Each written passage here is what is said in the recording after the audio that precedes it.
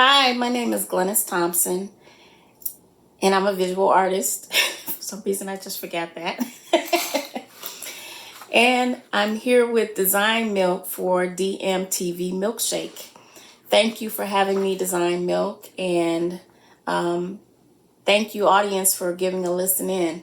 I have a couple questions here from Design Milk that I'm going to answer for you today. Oh, here's the bowl. Let's go here. Where do you see Chicago in your work? Where do you see Florida? So, little tidbit about me. I was born and raised in Chicago and moved to Florida a little over a decade ago. Chicago fits into my work in that it was where I got my start with art. Thought I was going to be a photographer, did some college classes, and then life interrupted and I put the artwork away. Once I moved to Florida, I picked up the work again, and it took a long time, but Florida is where I found myself as an artist.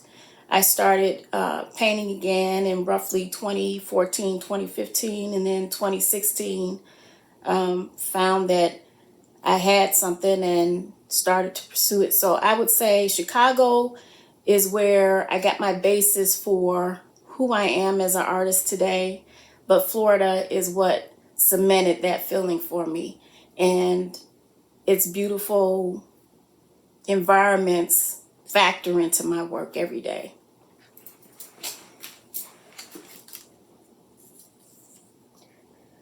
What's the one thing you would have wanted to tell yourself when you were just starting out as a painter? What is the one thing? I think the one thing would be that it all doesn't have to make sense. All the work doesn't have to make sense. Eventually it might, but all of it won't. And that's just because you're finding your way while you're creating. So if you have work that you hate and you want to paint over, I think that's okay. I think that's a good thing. Because eventually, if you keep at it, it leads to what your style is and what story you want to tell with your work. So I would say the one thing I would tell myself is to let the bad stuff go. Don't worry about it. And keep going. Keep working at it. Something will show up for you and something eventually did show up for me that you love and you enjoy.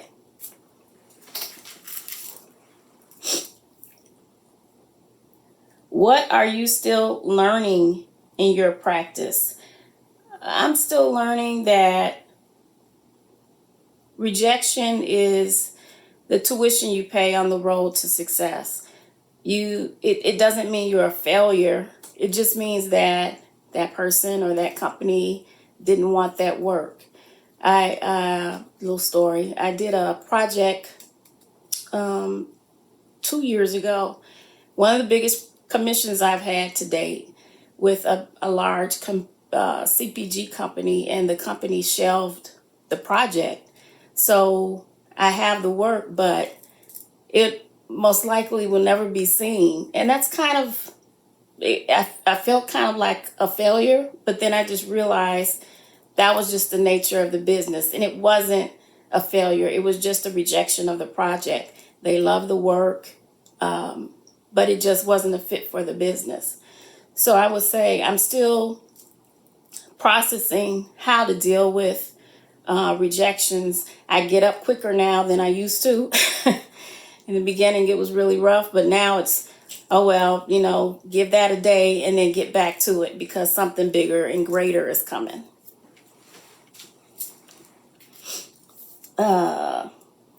Let's see here. Oh, next question. What is specifically satisfying about creating the work you used in your wallpaper mural collection? So I have a wallpaper mural collection with A Street prints a division of Brewster Wall Coverings. And the most satisfying thing was two things: the collaboration of the entire project, the company choosing the work they wanted to use, and then, to my surprise, the work that they selected was some of the first pieces I created back in 2016, 2017. And to for them to choose that work meant that that work was timely, that work was relevant, and I really, really found that part satisfying, as well as the collaboration of it. And I'd love to do that again, whether with A Street or with another company.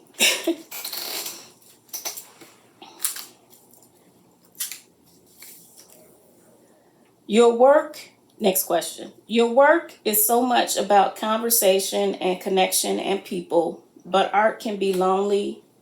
Art can be a lonely endeavor. How do you manage both sides of that equation? How do you guard the time required to be the painter you want to be with our shared need for connection? I will say compartmentalizing is a big part of my practice. And that means that I can't always make art. I can't always be ready to talk to people. I kind of segment when I'm going to do each thing. So for instance, on Tuesdays, that's my admin day, and that's the day I take most of my calls. Wednesday, Thursday, and Fridays, I try to be in the studio at least 2 to 3 hours. And then certain Saturdays of the month, I have to be in the studio with my studio mates for our second Saturday. So I compartmentalize so that each thing feeds another part of the practice. And also, I'm big on, I won't be on social media. I will ghost social media because it's not that it's a time suck in terms of relating to business, but there's a lot going on that they want you to be attached to, and I don't have the energy for that. So I will turn my phone off. I will turn off all of the iPads. I will just go veg out on TV and rejuvenate that way. I'll read, I'll research. So the broader question is, and the answer is, for me, I make it work by, I make rejuvenating my connection work by just giving myself time to do so. And I don't feel bad about it at all. I just cut that stuff off. When it's time for business, it's time for business. And when it's not, it's time to do that other thing. Next question. Oh, and the last question.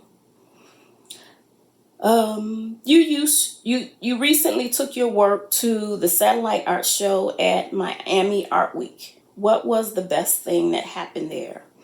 So, for a little background, Satellite Art Show is a part of the Satellite's showings during Art Basel Miami Art Week, and I attended December 2021.